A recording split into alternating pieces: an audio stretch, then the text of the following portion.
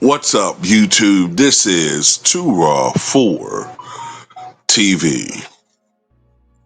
All right, so the Los Angeles Lakers defeated the depleted Houston Rockets last night in a game. I think they won by 20 some points, I guess. Um, doesn't really matter, honestly. I believe the Rockets wrapped up the second seed, so it didn't really matter in the grand scheme of things. But whenever the Lakers win, ESPN celebrates it. Whenever the Lakers lose, we celebrate it because ESPN ignores those games. So look, the game was really only noteworthy for one particular reason, and that is that LeBron James, who loves to make things about himself, loves attention, loves to be the center of attention, apparently faked another supposed groin injury. I guess he tweaked it, as they say. I guess the injury came. I forgot exactly when it came in the game. Who cares? Um, he supposedly tweaked it, um, which obviously gives him the leverage to rest the rest of the way. As far as the one or two more games in the regular season for the Lakers, it's funny that he tweaked this groin injury, right, which he suffered a month ago. But yet he was seen jumping up and down, celebrating with Austin Reeves on the sideline, doing the gun salute, the Ja Morant gun salute when his son made a three-pointer, largely uncontested. Because I think there's pretty much a rule out, an unwritten rule in the NBA that you can't be too rough with Bronny as far as defense is concerned. I've never seen anybody be physical with him as far as defense. He pretty much people pretty much play Ole defense when he drives the bucket. So it's pretty much already, I think, an unwritten rule that you can't really defend him, and he still sucks. But funny that LeBron does the Ja Morant gun salute, nobody cares. Now, people may not agree with me on this thing, but I get it. It's Ja Morant, and because of his past history, people are going to look at him more harshly when he does those things. But it also adds my point that people already know that the gun salute and references to shooting in basketball go way back. I would say I wouldn't be surprised if you go back at least to the 50s and 60s and saw players doing that to a certain extent.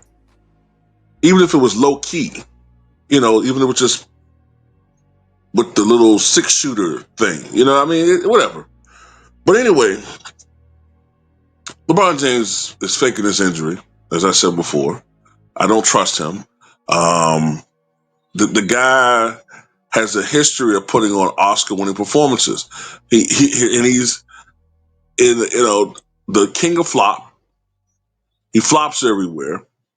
It's ironic because so many of his fans will talk about how much of a tank he is and how big and strong he is, 6'9", 265.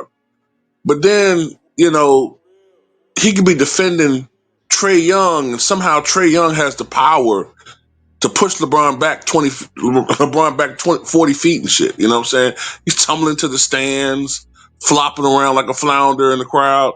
You can't take this clown seriously. So whenever he goes on one of his theatrics, I mean, look, last month against Boston, he flopped when he got hurt, supposedly.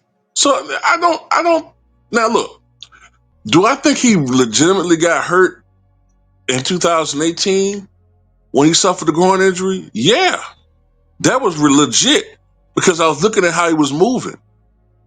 I looked at how he was walking. That was a legit groin injury he suffered in 2018. This shit, man, only thing he probably did was probably pull the ass muscle or something. you know, as a consequence of all those parties he attended, doing God knows what at those Diddy parties. It's funny, LeBron James got anything and everything to say about everything out there, whether it's on Pat McAfee show, whether it's in interviews recently. He begged to stick his nose in the Kyrie business a couple years ago. He always talking about anything and everything on social media, unless it got something to do with steroids abuse, steroid allegations, or the Diddy parties. Then all of a sudden he ain't got nothing to say. Nothing to say. Also, when is he going to speak on this whole? Because he's supposed to be the supposed black activist of his generation. When he's going to speak on the media witch hunt of Carmelo Anthony? The 17-year-old kid who's getting railroaded right now by the media, both conservative and liberal media. So when is he going to speak out and give his thoughts on that, Mr. Activist?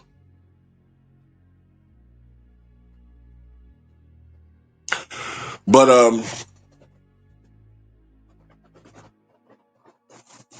I'm just done with it, man. And I agree with my brother Brandon, Brandon Love Sports TV. I can't wait for this guy to get out of the game. I'm tired of talking about him. I know there's a lot of people like to say things like, well, man, if LeBron leaves basketball, that's going to be the death of y'all channels because you can't talk about anything else. Well, it's funny. I heard the same thing about, my channel and other people's channels being not long for when Kobe retired. And that was what, 8, 9 years ago? I could talk about a multitude of things. Now, whether or not people watch those videos or not, that's their loss, not mine. You know what I'm saying? If you just want to talk about this bald-headed bastard all day and every day, that's on you. I talk about him when it's fitting. I'm not just going to stretch the fabric of time to talk about this motherfucker, just to get hits, likes, and clicks. But anyway, that's all I got to say about this fraud. Let him get his rest. And I can't wait for Lakers to get knocked out by the Warriors in the first round. I'm going to be ecstatic. I got my popcorn. I already got my popcorn. I already bought it. You know what I'm saying? Bought my popcorn, put some butter on it. When I pop it next weekend when the playoffs started. And I can't wait until Steph Curry and company, you know what I'm saying?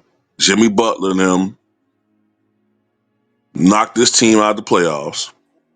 Can't wait for them the media to try to figure out who they want to scapegoat. They kind of want to make it Luka, but they know the reality. So they damn sure can't make it LeBron. So they're gonna get the darkest, biggest nose, biggest lip nigger on the team. Probably Rui Hachimura. They're gonna look at Rui's stats and make him the scapegoat. Bet on it.